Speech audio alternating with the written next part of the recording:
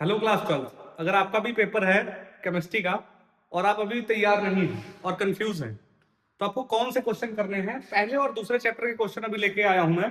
तो देख लीजिए इनमें से ये क्वेश्चन आपको अभी आ रहे हैं या नहीं आ रहे। अगर कंफ्यूजन है तो इनको अच्छे से लर्न कर लीजिए, ये फ्रीक्वेंटली पूछे गए। जैसे आपका पहला क्वेश्चन है एजियोट्रॉप से, एग्जाम्पल के साथ में आपको एजियोट्रॉप की डिफिनेशन आनी चाहिए, एक्सप्लेन करना आना चाहिए। आइडियल सोल्यूशन, आइडियल सोल्यूशन कौन से नहीं है कौन से हैं, राउल्ट लॉ, राउल्ट लॉ में आपको पॉजिटिव और निगेटिव डेविएशन आपको आना चाहिए। दूसरा है हेनरी लॉ, बहुत ज्यादा पूछा जाता है, फ्रीक्वेंटली पूछे गए। अगला उसके बाद और भी कुछ रिपीटेड क्वेश्चन है बड़े मार्क्स में। राउल्ट लॉ तो आपका हो ही गया। उसके बाद कोलिगेटिव प्रॉपर्टी, कोलिगेटिव प्रॉपर्टी आप लर्न कर लीजिए क्योंकि इनमें से न्यूमेरिकल भी आपका आता है। ठीक है, हेनरी लॉ आपका हो गया। उसके बाद ऑस्मोटिक प्रेशर, ऑस्मोटिक प्रेशर जो है ये भी पूछा गया।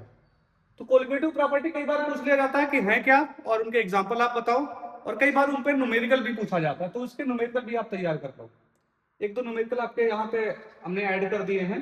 अब एजियोट्रॉप में आपसे पूछा जाता है कौन सा हमारा पॉजिटिव डेविएशन शो करता है, कौन सा निगेटिव डेविएशन शो करता है। ठीक है, तो आपको एजियोट्रॉप जरूर लर्न कर लेना है, ये सबसे ज्यादा फ्रीक्वेंट टॉपिक है जिसमें डेविएशन भी पूछा जाता है। ठीक है, एसर्शन कंडीशन में एलिवेशन ऑफ बॉइलिंग पॉइंट, ठीक है, डिप्रेशन ऑफ फ्रीजिंग पॉइंट, ये क्वेश्चन भी आपके एसर्शन रीजन में आ जाते हैं, कई बार न्यूमेरिकल में भी आ जाते हैं। ठीक है, और एक तो क्वेश्चन और केमिस्ट्री में जो लास्ट में दिए गए हैं, जैसे कि हमारा है aquatic animal is more comfortable in cold water.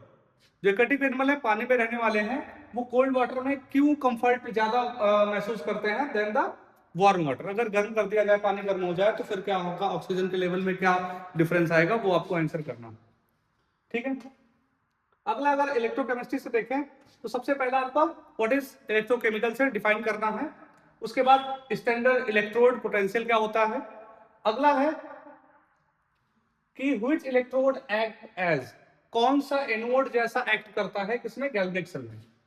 और कंडक्टिविटी की यूनिट क्या है। फिर उसके बाद क्या है साल्ट ब्रिज में, साल्ट ब्रिज का रोल क्या है, मींस सेल में किसी भी सॉल्यूशन में जब हम साल्ट ब्रिज लगाते हैं तो उसका रोल क्या होता है। ठीक है, उसके बाद 2 मार्क्स से क्वेश्चन आपके दिए गए हैं, Faraday law, Nernst equation, conductivity of electrolyte decrease on solution, क्यों डिक्रीज होती है कंडक्टिविटी, मोलर कंडक्टिविटी और इसकी यूनिट। उसके बाद आपका दिया गया है जी और ई में क्या कहते हैं, आपको रिलेशन बताना है। फ्यूल सेल क्यों प्रेफर्ड किया जाता है ओवर द कन्वेंशनल सेल। ठीक है, और ये कुछ 5 नंबर के भी क्वेश्चन हैं जिनके आप स्क्रीनशॉट ले सकते हैं या इनको राइट कर सकते हैं, और इन पे आप क्या कहते हैं अच्छे से कमांड बना लीजिए तभी आप जाइए। तो ये 2 चैप्टर के क्वेश्चन हैं, इनको पहले इंश्योर कर लीजिए पूरी बुक पढ़ने के पहले। और अगर आपको सोल्यूशन भी चाहिए तो कमेंट करिए, आपको सोल्यूशन भी भेजा जाएगा। कई बार आपको सोल्यूशन ना मिले तो उसके लिए भी हमें कांटेक्ट कर सकते हैं।